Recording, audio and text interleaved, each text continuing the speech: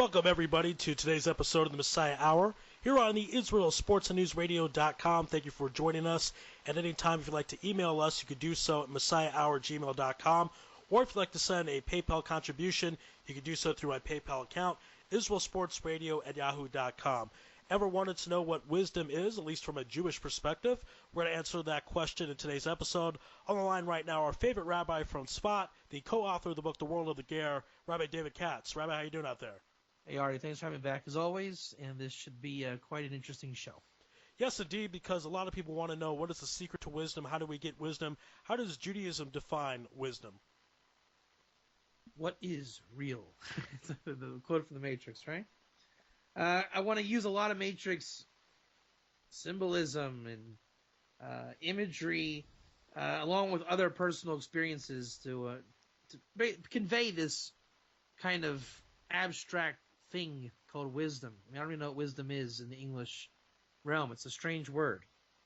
It's one of those words that really doesn't do much for anybody in English, wisdom. But we have to convey it in those terms, otherwise no one will know what we mean. But the Hebrew term is chachma. And even chachma doesn't really ring the right bell.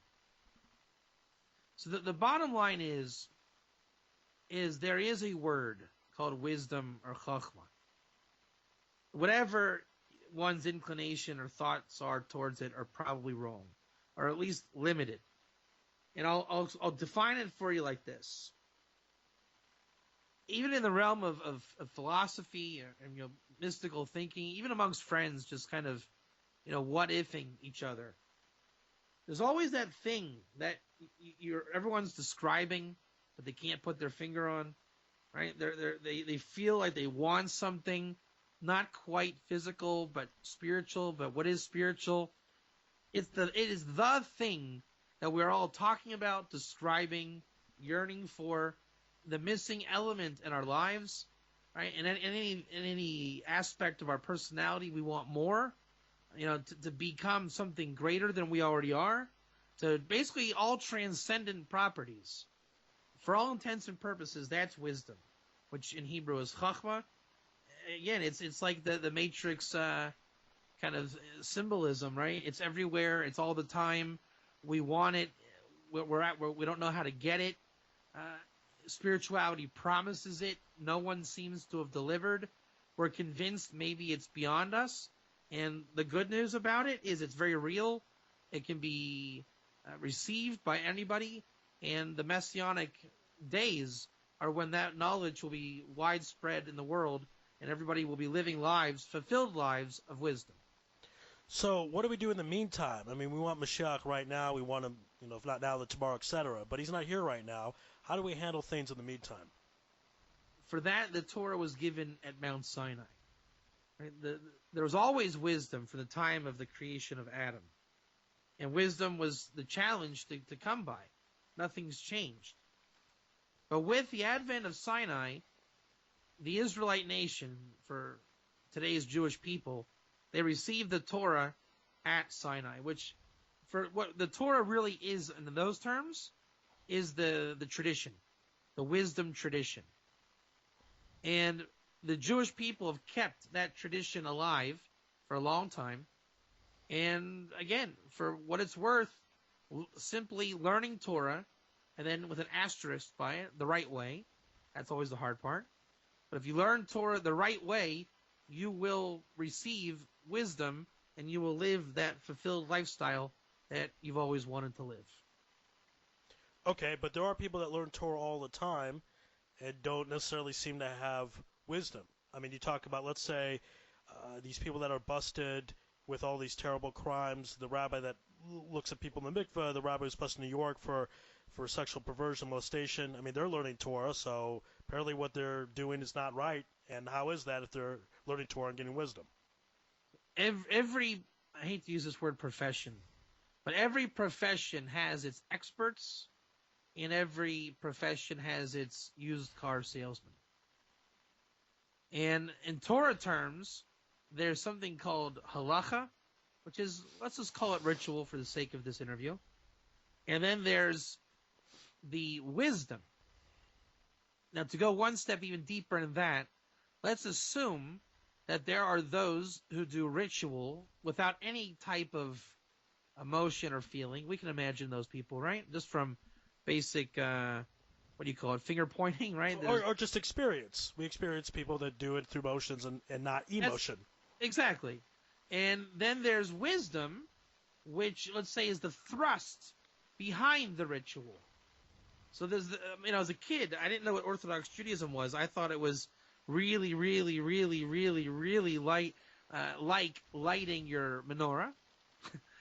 And as a Orthodox rabbi today, I can go back on what I thought as a kid. There are people who just really, really, really want to light a menorah, and there are those people that light the menorah because they truly know what the menorah is. So there are those who live with wisdom, and their rituals are not rituals at all. It's a logical behavior spawned from wisdom. And there are those that do the same thing, looks the same, smells the same, feels the same, but there's no wisdom behind it. And there's a qualitative leap isn't even the word. It's night and day. There are people that are living with wisdom, and there are people that are not. And unfortunately, to the naked eye, it's almost impossible to tell the difference. And again, every profession has that. Right? There's the guy, fake it till you make it, and the guy who really loves what he does. And we have to hope that we have the mazel and bracha and blessing, whatever it is we're doing in life, to get the authentic version as opposed to the lemon that we all want to avoid. Okay, so how about this? How do we know if we've fallen into the trap where it's a lemon and it's not the real thing? That's wisdom. At the end of the day, you can't escape wisdom, right? It's wisdom that will bring you wisdom. It's wisdom that will recognize wisdom. Even when you have no wisdom, you do have wisdom. This is why it's almost impossible, right? At the end of the day, you have to use your wisdom, and the real secret is God gave you wisdom. He gave everybody wisdom. We all have it, and we're here to recognize it and cultivate it. So it's a very kind of like almost like a double negative game, right? If I have it, but I don't know I have it, and I want it, how do I recognize it? And if you're tricking me, so there's a Hasidic work told us Yaakov Yosef, and this is his entire premise: is how do I recognize the true tzaddik? And he gets into obviously the ace of Yaakov imagery from the Bible, right? And he says that Yaakov thinks that he's the Rasha, the evil guy. Esav, evil brother, so to speak, looks like the tzaddik. Right? Can you see this formulating right here? It's backwards already. Yaakov has to find the wisdom and believe in himself to realize that he is the tzaddik who just happens to have a yetzer hara, evil inclination. Esav has an evil inclination, and he is actually the evil guy who just happens to look good sometimes. So it's like a double negative almost, or even more. And that's the nature of this world, right? For all the times you feel horrible, you're really great. You're convincing yourself you're the bad one. They're making you feel that way because they look great. Really, they're bad. So when you can disintegrate that construct, then you can start to identify wisdom in the world. Okay, so what would be an example, because I find that very fascinating, of something where it looks like you're not achieving wisdom, or like you were talking about, you're telling things in your mind that are not true. Give an example of that. The biggest example I have from my personal life, and I'm only finding this now, so let's go back in time, okay? Because I didn't know what I know now then. And I think everybody wants to be the wise kid. Like, I don't know about you, but you ever dream about being, in elementary school with knowing what you know now if you knew it then, right? It'll be a different experience. So as a young guy in yeshiva, I was in my 20s, and by definition, not too wise, and yet I was learning the wisdom of Torah. And I thought I was wise back then, but that's everybody. Every ego thinks that. And then you grow up and you head towards 40, where understanding is just given to you by God. Hopefully, He gives it to you in a holy sense. That's your job, to be prepared to receive it in holiness. And you get married, you have kids, and you start to really gain real wisdom, like real solid wisdom. Let's just assume. And the basis of that wisdom, as it turns out, was the wisdom you learned when you were a young buck, or your body was strong, says the Vilna Gaon in his commentary of Proverbs, and you were ingesting Torah wisdom, and you had no idea that that was wisdom that you were ingesting. Right? So I'll give you a very good sports analogy, since I know you like that. If you learn, and this is a great analogy, actually, now that I think about it. If you're going to be an NFL football player, you can imagine that guy, right? Yeah, I think so. What's the best way to ensure, assuming you are physically gifted, okay? God's going to physically make this guy gifted. He's going to be 6'4", 250, and he's going to be injury-free. And he has a football intelligence. You understand this guy? Yeah, I think so. Okay. So the best way to guarantee he's going to be great, tell me if I'm wrong, his high school coach and college coach should instill the absolute fundamentals of the game to that guy. True or false? Yeah, I think so. If he plays properly and he has all that talent, then he'll do well. Exactly. So he's getting wisdom in junior year of high school by learning how to simply tackle a guy. And that can be seen as boring, right? All we do is just, the basics. But in the pros, he has a picture-perfect tackling form, right? Now you add to it that he's gifted. He can read the defense, right? He's being tipped off the offense. He's being tipped off. He can read the play. And, the famous Ray Louis play. I'm sure you've seen this, right? Where I think it was Eddie George in the playoffs in 2001, if I'm not mistaken, where Ray Louis botched the play on purpose, ran up the middle, stuffed Eddie George for a loss. Everyone said it was a suicidal play. But because he knew the wisdom of the game, and obviously anyone that knows football knows Ray Lewis had the fundamentals, it was an all-star play. You remember that play? The playoff game you're talking about. Yes, sir. Okay, yeah, sure. So if he didn't have the fundamentals, that would never have happened. And all the more so if he didn't have the wisdom on top of that, it never would have happened. Right? So you're learning wisdom as a kid, and you don't even realize it. So if you can teach kids the wisdom and let them know that not only is it basic now, but when you're older, the real wisdom that you crave will come. But first, learn the basics. That's really how you get wisdom. It's a funny, delicate balance, because you want to not bore the kids, but they have to learn simple wisdom that will provide the basis of all future profound wisdom. Again, this is the Messiah Hour here on IsraelSportsNewsRadio.com. Thank you for joining us. Our guest is Rabbi David Katz, co-author of the book, The World of the Ger. So does that mean theoretically that a person could know more Torah, let's say we'll call him person A, than person B, but person B could be the wiser of the two?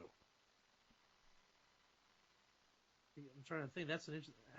Give me more things to play with here.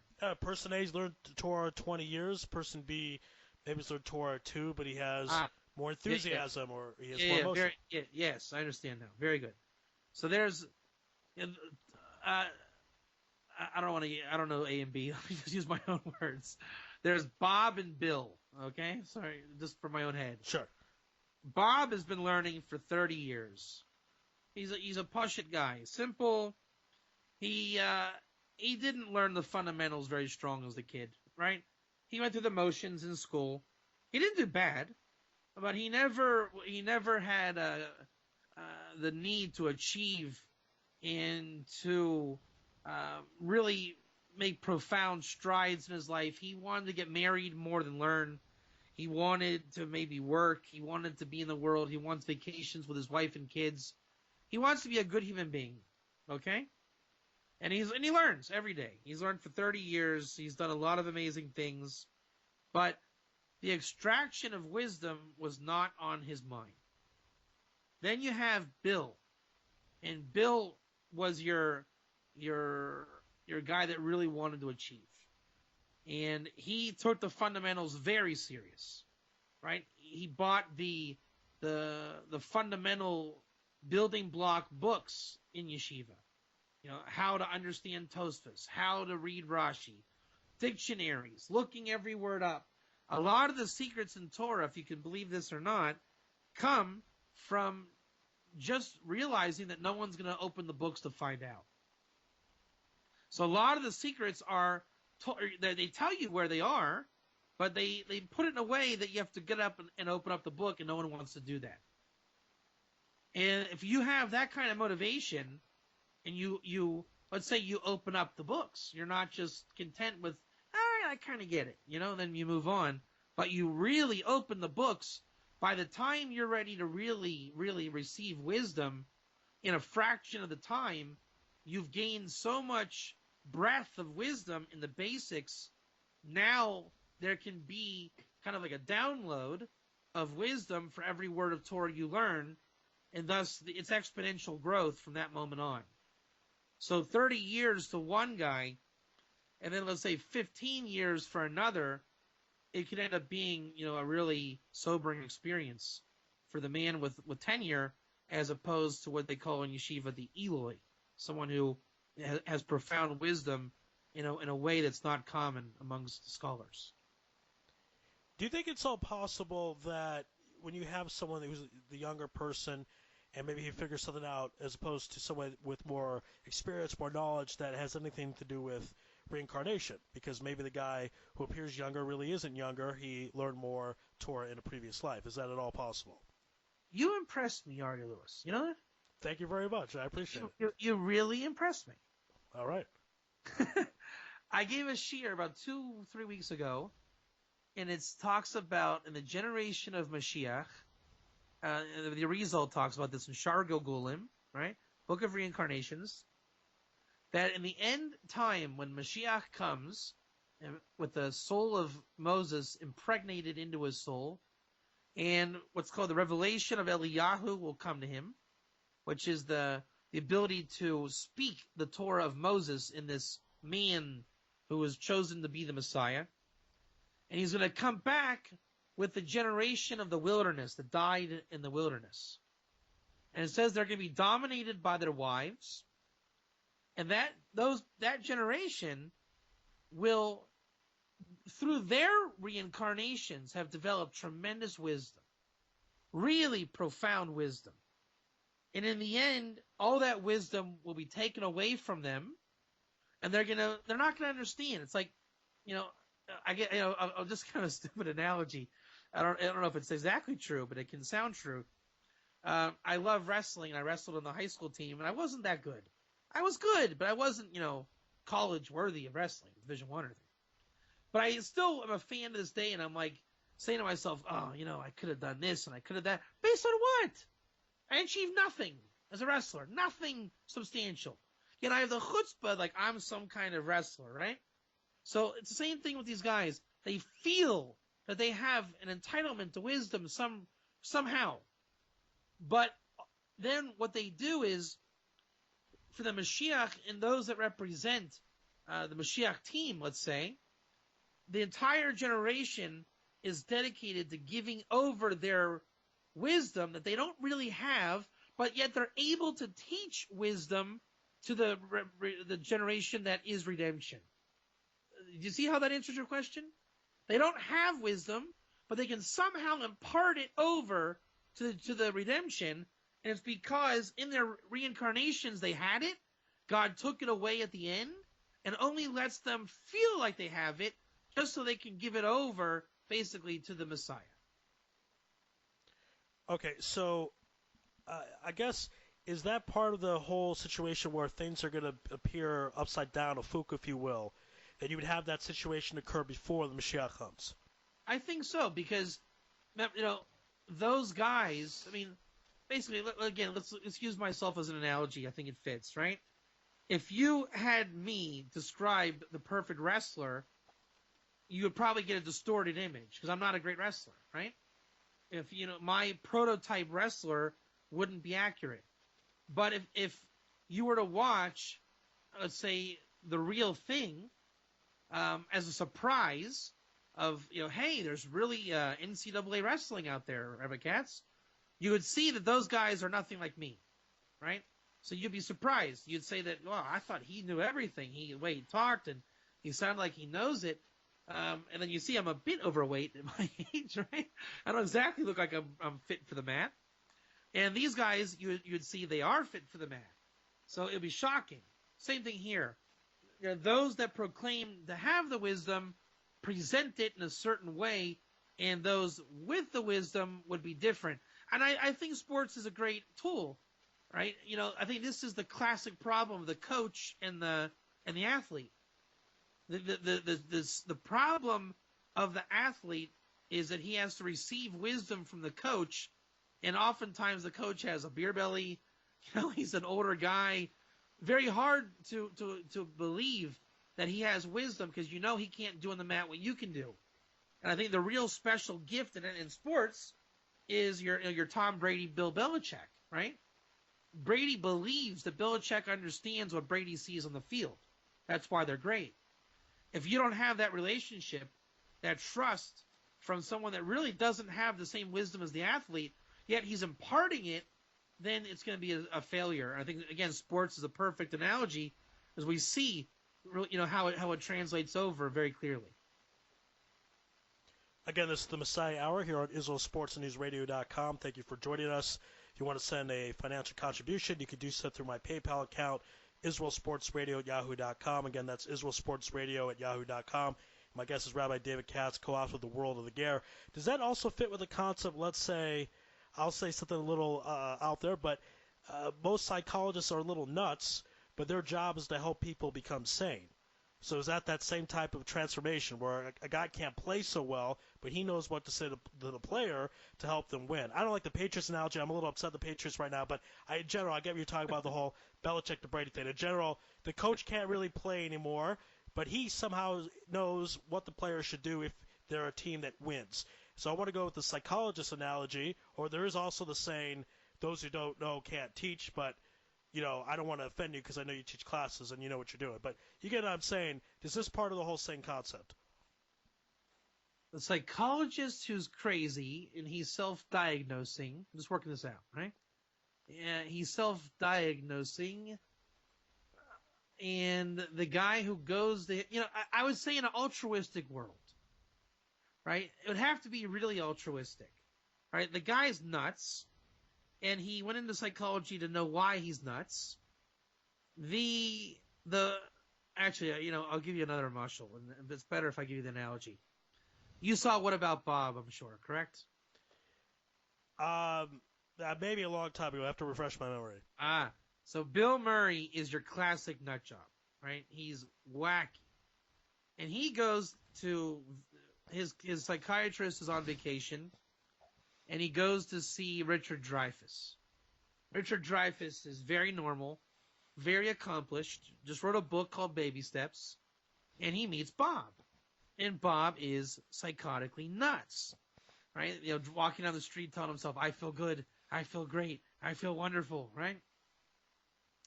And Richard Dreyfuss introduces to Bob Baby Steps. And Bob's enlightened right away, right? Because he can't do anything. He's a neurotic guy. And he's like, baby steps to the chair, baby steps to sit down, baby steps. And he's like, wow, you saved my life.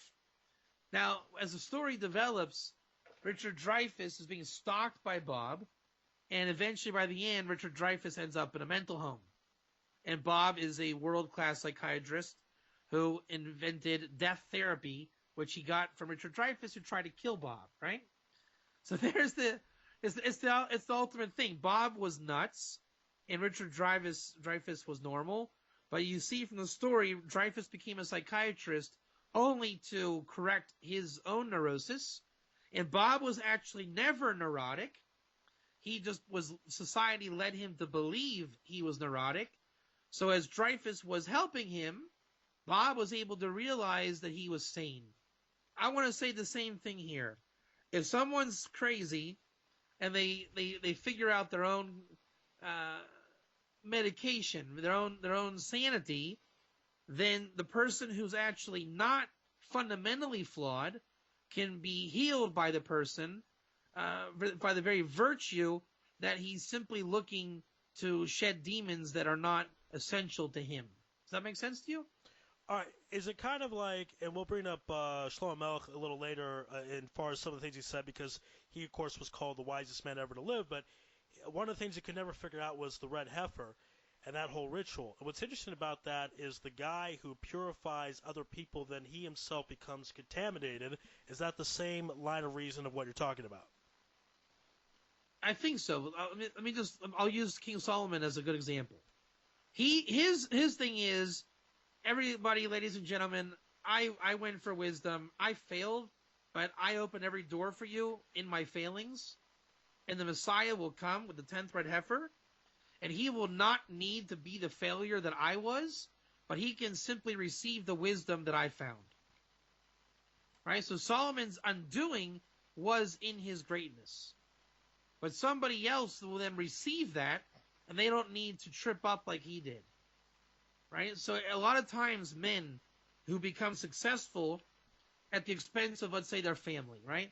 They treat their wives bad in their quest for success. Now, they became successful, but for a price. Somebody then can learn from their greatness, but then need not have to go through the pain and suffering to, let's say, work it out, but can simply receive from that. I mean, it's basically like the guy who makes the food, and then you go to the restaurant and buy the food, right? They're both eating the same food. One has to work very hard for it, and he pays the price. He doesn't sleep at night. Another guy simply receives the benefit of prepared food, right?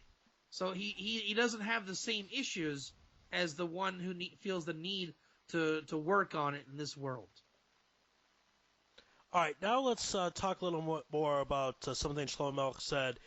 He talked about a funnel being a key to wisdom, that I guess your ear was a funnel. Well, what did he mean by that exactly? King Solomon says, things like my son, my dearest one, all these things, like terms of endearment. In paraphrase language, make your ear a funnel to hear and receive the wisdom. The idea is that you have an ear and you have grooves on your ear. Everyone knows that.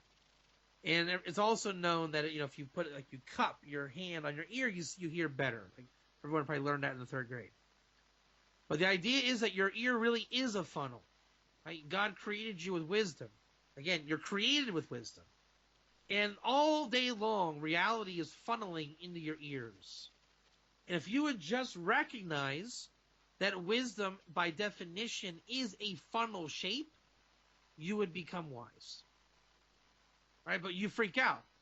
Before you realize that that wisdom is a funnel, you're challenging me. You're saying, repeat yourself. We interrupt. We interrupt the broadcast.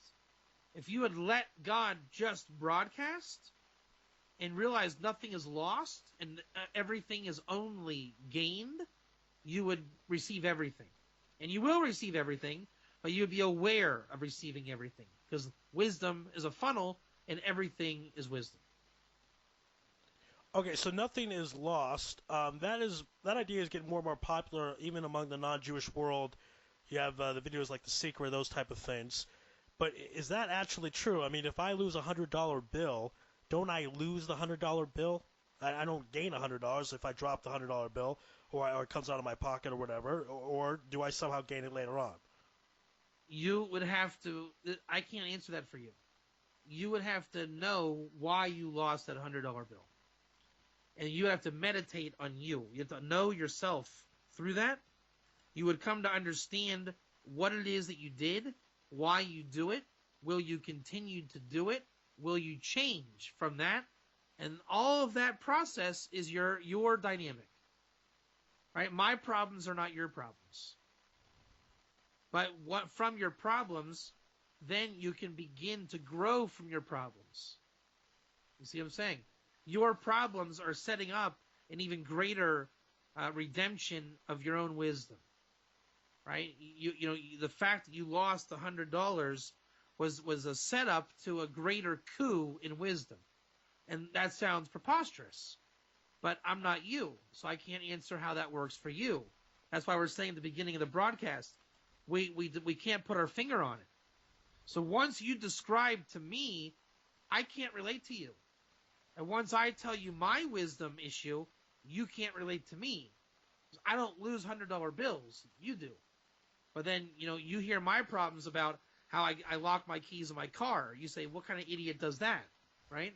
So we do these things for Mazel, and what it is it's God ultimately teaching us wisdom in very strange ways that is unique to us, and it's our job to meditate on it and to learn to see the Mazel, the hand of God playing out, which, again, is wisdom.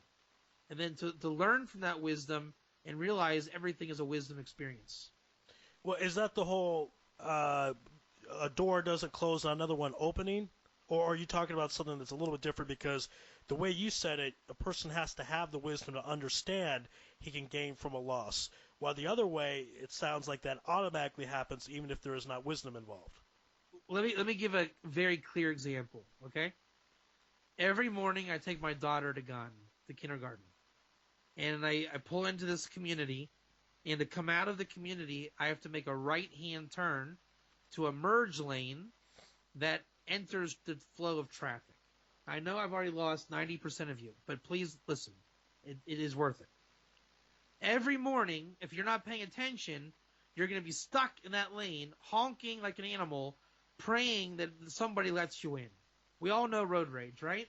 Where just, come on, for the sake of whatever, let me in, right? One day I had a cab. The cabs are the geniuses of the roads in Israel, some of them. And the way the wisdom is, Israel's brilliant in their roads. That the angle of the merge lane, based on the speed up the hill, where the cars are always starting and stopping, based on the flow of traffic, because about 150 yards uphill, there's a roundabout. So there's a natural flow where traffic is sometimes going to go fast or slow based on, the car comes to a stop, then you got to start. In the natural give and take. If you just go at a decent cruising speed in the merge lane, you will break into the traffic 10 times out of 10, flowing without starting and stopping, without honking your horn, without aggression. Every single time. I saw him do it. I now do it every morning, and not once have I ever had to wait to get in that lane. So the wisdom was there, whether you like it or not. Now, you can deny the wisdom, and you can stop the car at the intersection and wait for the opening and honk and get upset and, put your fingers out of the car and wait, let me in, and maybe someone will let you in. But if you go with the wisdom that is there all the time, which I remember how I found that wisdom, I allowed the message to come in from the cab driver. I noticed what he did, and the penny dropped. And then you should also know, every morning I do this, you can see the cars react because they're upset at first. Like, what does he think he's doing, right? When they see that it works, you can sense and feel and see they accept that I entered in front of them because it's wisdom. They realize, the design of the road is for this guy to merge. So imagine if everything in life is that way. When people talk, when we congregate, socialize, there's always that social cue of a merge lane, the funneling, right?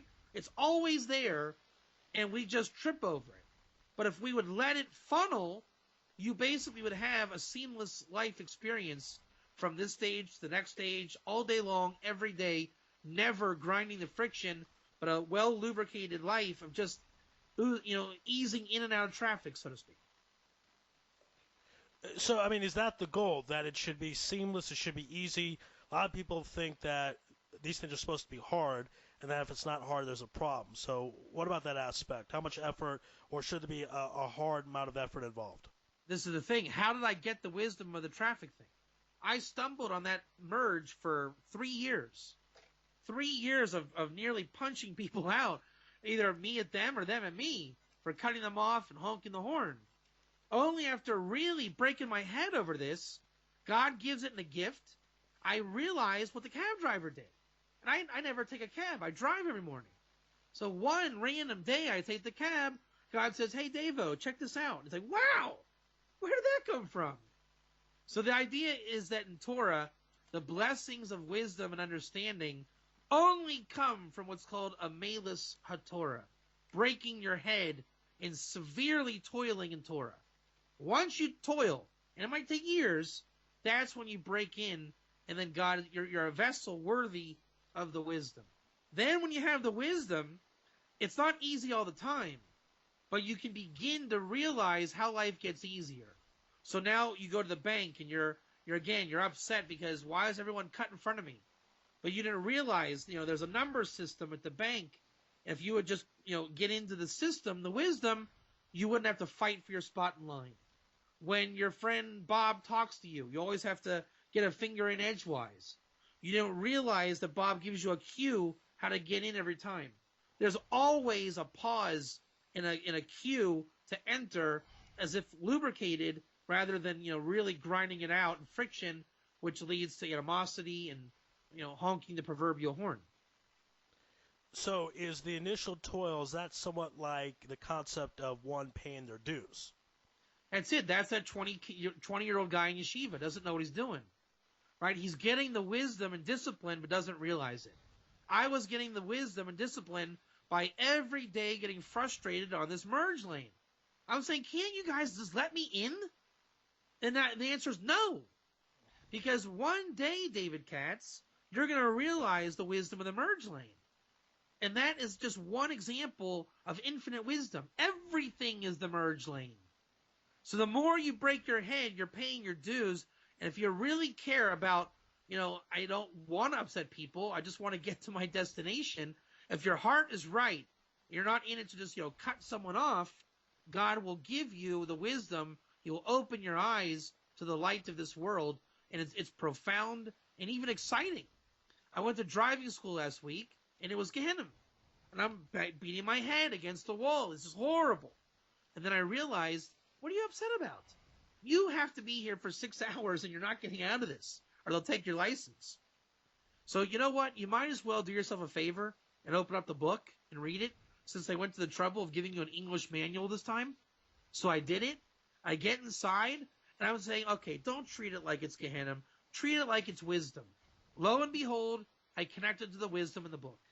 Okay, it's driving, boring wisdom. But by definition, wisdom isn't boring when you see the logic. And would you know, I aced my test. Because I memorized the wisdom. But if you're just viewing it as, don't do this, don't do that, go there, you're not going to pass. Right? It's a foreign country. It's not your mindset. You're not going to pass. But if you get into the wisdom, what do you want from me? Right? We want you to speed up on the merge lane, David, and enter the lane. Here in the driving school they want you to be a careful driver. That's it. That's the whole name of the game. Every test question was basically either technical or, be a safe driver. If you know that's the key, you'll get every question right, because only one question or only one answer out of the 4 possibilities is of the theme of be a safe, cautious driver. Everything else is trying to be overly technical. You see what I'm saying? So by connecting that wisdom and breaking my head in this traffic school, it actually became a very sweet experience. Again, this is the Messiah Hour here on IsraelSportsNewsRadio.com. Thank you for joining us. Our guest is Rabbi David Katz, co-author of the book The World of the Ger. Rabbi, I want to go back to King Solomon. He was talking about the ear being a funnel. I believe it is in Pirkei Avot about the importance of being silent. And we go to the ears, there's a saying, 2 ears, 1 mouth. And what you just described was a concept of not really talking so much, but listening, understanding. Is that the number one thing to wisdom, if you had to say what the number one thing was? That's always a famous one people say. I'm not saying no, because obviously you said something that's a known thing, but I want to say it in my own words, just because there's no wrong answer here. My personal crusade that I'm fighting, and again, this might be the same thing, just know that it's about wisdom. Just know that wisdom is everywhere. Just know that there's nothing without wisdom. Just know that you can become wise. Just know you are becoming wise. Just know to let it happen. Life is good. God is good. Right? You're in traffic school, and you know you have to pass the test, and you fret and fret and fret. How do I know, if I'm going to pass? But if you just cut to the chase and go for the wisdom, and I think the silence that you're speaking of is that moment that you just tell yourself, all right, enough, shut up, enough. Obviously, you don't want to be here. Okay, we got that. So let your mind chill, calm. Just accept your boring, horrible fate, whatever it is. That's when the wisdom becomes audible. God says, hey, did you ever think about reading the book? You never thought of that. You were just bugged out about the test. But did you ever think about getting the wisdom of the book? You're not going anywhere for 6 hours. Oh, yeah. I didn't really think about that. Because in high school, I wouldn't have done that. Well, in high school, you were a dumb 16-year-old. Now you're 37, and you're a rabbi, and you claim to have wisdom. Right? At 16, you weren't. So, of course, you wouldn't have read the book at 16. But it feels like you're 16 in this horrendous traffic school. It's just like being in high school. And all the people are there, and it's like taking notes. I mean, it was just like high school. The only difference is you're not in high school. So let yourself accept your fate and your plight with the silence. Then the wisdom funnels in. You'll hear. You'll awaken. And again, when you get the wisdom that you need, you carry it through. Wisdom leads to wisdom. And in my case, I aced the test. And that's not my nature to do that. And you see that when you get the wisdom, you really grow and transcend what you thought you were capable of. And anything you do that on, or in sports, if you get, I'll give you an example. If you learn how to make a proper foul shot, right, by the mechanics of your wrist, and things like that. Let's say you watch a Steph Curry shooting video, and you implement his motion, and you switch the three-pointer, you'd be pretty pumped, would you not? Yeah, but let's say I'm at an age where I learned that, but I know that I'm not going to really be playing in the NBA or college. That time has passed. How does it work that way? Do I just use it to then do well in pickup games? You know what I'm saying? There's some point where the mechanic time you were supposed to learn that has passed. What do you do then? So I'm going through that with my wrestling stuff now. I understand wrestling now, but I can't wrestle. But for your analogy of basketball, okay, you're not going to dunk. You've accepted your fate, right? You're not going to play in the NBA. You've accepted your fate. But you have to admit, if you were, let's assume, for example, just assume that Steph Curry's shooting technique is so purely wise that anybody could do just the shooting technique, okay? And you're playing a pickup game, and you realize, okay, I'm 30-something years old, but hey, I know how to shoot a basketball well. Right? It's a big difference from just being miserable because at 16, when you did want to become an NBA player, you were horrible because no one thought to teach you the wisdom of shooting. Right? So you can pick it up in sports, but let's make it more practical. You want to, this is another personal story that I've lived by. I want to eat healthier, and I can't understand why it is murder to make a salad. And I realized I'm using a dull knife.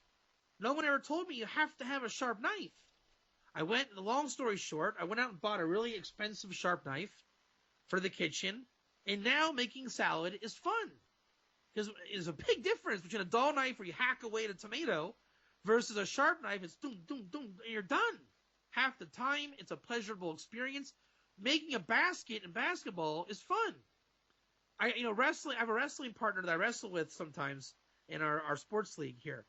And it's fun. I know how to do the moves now. Okay, I'm not going to be in competition, but just to use the wisdom and see how it works and the overall appreciation, right? And it goes anywhere from passing the driving test, understanding your wife when you speak to a woman, playing your intramural basketball league, preparing food, learning how to drive.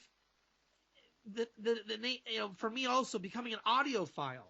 I realized how to make music go from sounding horrible in MP3s to realizing, I forget what it's called, Apple Gloss or whatever it's called. You can get a file for your tunes to make it sound like vinyl record clear, but with digital. So your mundane, boring life, everybody can take that and elevate it to something really profound and enjoying. And that's what the Vilna Gaon says is the essence of the mitzvot. To use the physical Torah and the commandments to elevate your living experience, which is why we have a command to marry, we can really live a very high experience in this world and not succumb to something mundane and rough and boring. We can elevate this world to something exciting and fantastic just by infusing wisdom into our lives. All right, again, this is the Messiah Hour here on Israel Sports and News Radio. My guest is Rabbi David Katz, co-author of the book, The World of the Ger. Last question I have for you, Rabbi. When you're talking about infusing wisdom, how do you then help those who don't have wisdom? How do you lead them properly? Because those people bring us down at the end of the day. We don't have Mashiach because not everybody's doing what they're supposed to be doing, so how do we influence others? So the biggest way you get beat up is when you try to influence someone before you have wisdom. God makes it that way, right? Every Baal Tshuva is a rabbi after 6 months, and he's going to go and tell his family, and they're just going to knock him down, and it's an ugly story. So it's very, very painful, very confounding, because you have wisdom to a certain extent, and then you're trying to convey it, and it's a famous thing. I asked my uncle, why didn't you tell me how to be a man when I was a kid? I could have used this information. And he said, you wouldn't have listened. Right? And then I would have, beat him up, and he would have felt horrible. Don't tell me what to do. So the real answer is you have to try, but when you really get the wisdom, people will listen. Right? You might be a wrestling coach, and you may not have been that great of a wrestler. But if you really understand the wisdom, then God will send you the wrestler that will receive that wisdom from you. I mean, again, this is how the coach finds the athlete. This is how matches are made. It's a divine process. So when you're ready to give over the wisdom, as long as you're working on it, God will send you those that are there to receive the wisdom. I mean, I think I've seen that with my own self. I think my passion is trying to understand universal Torah for my family's sake, because they weren't going to run out and be religious like me. And now I'm able to teach a lot of people the universal Torah, and it's working. And that tells me that the opposition is wearing thin because the wisdom is really real and coming down. And I see it in my personal life. I see it in others. And that's my specialty. But everybody has their specialty. I'm sure, with your radio, you can probably, wherever you're holding, teach someone how to get into radio. That's the wisdom that you have. And they'll either listen or they won't. And the more you work on your wisdom, they just will come to you.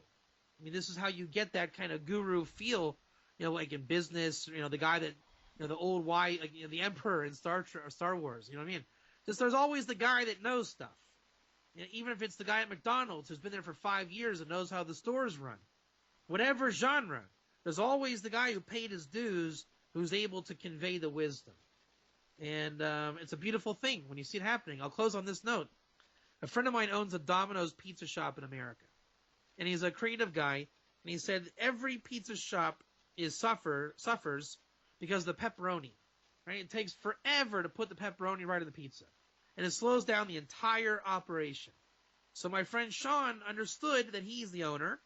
And if he does the pepperoni, and he puts the 15-year-old kid on the phones instead of the pepperoni, and the owner of the store does pepperoni, the whole store runs infinitely greater. Right? Because he understands. The wisdom really is this. He can convey the wisdom to the drivers, the cook, everybody, because he mastered it on that level. Right? But if he says, I'm not going to do that, that's beneath me, then everyone suffers because he didn't really get the wisdom. And when I managed a coffee shop in America before I came to Israel when I was in college, and I understood the best part of the coffee shop is pouring the coffee. I know it sounds stupid, but when you get the real essential wisdom down, everything else flows. Me and your post, as God told Adam, work the garden and serve it, everything goes from there. And, knowing your job, knowing your role, knowing yourself and that wisdom that comes from there, people will be able to receive the infinite wisdom from you. All right, well said. And it's funny you bring up me teaching other people to radio, because I did have one or two people that thought they knew more than me, even though they never done it. And eventually I was like, okay, do as you think is best. This is another episode of the Messiah Hour here on IsraelSportsNewsRadio.com. My guest has been Rabbi David Katz, co-author of the book, The World of the Ger. You can go to gergear.com to pick up that book. You can also go to solmazal.com. That's the rabbi's website, who can teach you about the meaning of your name and how you can tap into your mazal. And for my show, again, the email is messiahhour@gmail.com. If you want to send a financial contribution, you can do so through my PayPal, IsraelSportsRadio@yahoo.com. Rabbi, thank you for being on. Great job as always. Thanks for having me back as always, Ari. Yes, indeed. And thank you, everyone, for listening. We'll have more great programs later on in the week. Stay tuned. This is the Messiah Hour on IsraelSportsNewsRadio.com. And shalom from Israel.